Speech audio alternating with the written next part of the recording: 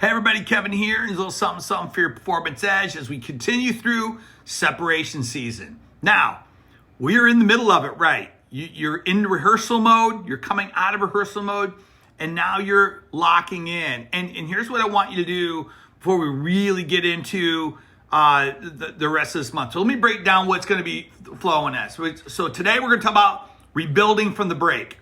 You've been in rehearsal mode and you've learned some things. It's now time to solidify the lessons and the insights.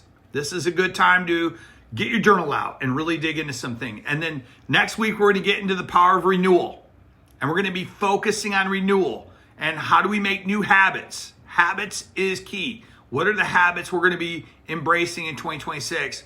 And then the reinvention. So we go from hey, rebuilding, renewal, now reinvention. And as we climb through near the end of January, and then we get separation to elevation.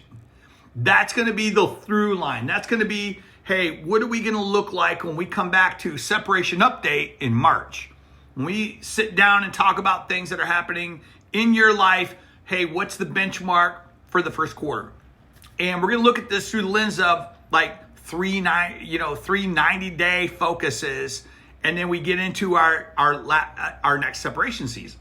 So this whole idea of like, hey, we think it's like a 12-month thing. No, it's not. We're going to compress it.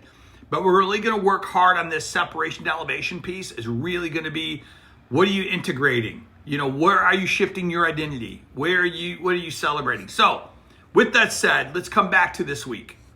And this week is really important because now we've come through last month where we talked about, becoming, embracing the gaps, momentum maintenance, and now identity rehearsal. You're there. Now there's stuff to talk about. Now there's stuff to get on paper. And today is, hey, the rebuilding from the break. And this is the key. I want to think about through the lens of what lessons did I learn so far? What's hard for you right now? What is the difficulty level? Maybe the kind of like, what's the effort threshold look like right now for what I'm doing?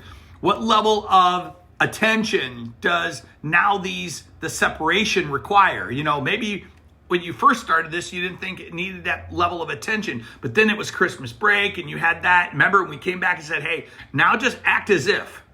And we get into the acting as if, and all of a sudden now it's like, wow, this takes a lot of effort. Right. There's a threshold for that amount of effort. There's also a part of intention that you need. Wow, the effort requires a lot of intention. I want you to be able to pull that out because there's truths that you're uncovering about yourself. Most of them are going to reveal limitations. They're going to reveal preferences, things that are, and our preferences have a life of its own in terms of our ability to exercise the level of separation we're looking for. So when we get into those things, what requires attention, what requires intention, what requires level of preferences, is there any kind of utility? Is there anything that's useful out of what I'm learning about myself right now? Because usefulness and utility create motivation.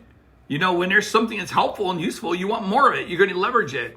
So ultimately, I want you to cook it down into 3 lessons. 3 lessons. What were the 3 lessons so far coming out of last month where we were kind of in the gap, right, in December? And now we're into the becoming stage. And now becoming is now learning about ourselves, wrapping up all that stuff, getting your journal out, saying, hey, these are the 3 things I've learned about myself. This whole separation thing has taught me 3 things. Taught me that, hey, my effort threshold isn't as strong as I thought it was. Maybe I thought I had way more juice in the tank. And you know what? It takes a lot more intention and it takes a lot more attention for me to really push through this. So my beginning, the moves that I'm going to be making in this becoming stage, man, I cannot be like thinking too big of a bite. I got to be thinking maybe smaller steps, smaller bites, smaller things that will move the needle. But anyway, that be an example. But what are those 3 lessons you're going to carry forward? Because it's in you conquering and working through those 3 lessons is where the whole bad boy lives. It's going to be that. I know preferences is going to be one of them. You're going to look at your preferences and you're going to go, I learned that I like my comfort zones around A or B or C. I feel uncomfortable or I feel overwhelmed when I'm around A, B, or C. These are, I experience fear when around A, B, and C. Like, what are those things about you that we need to dig into and attack over the rest of this month, so that when you go into February, you're geared and you're ready and you're dialing in and you're getting into the habits and the behaviors that are going to move the needle. That is the invisible world here of transformation.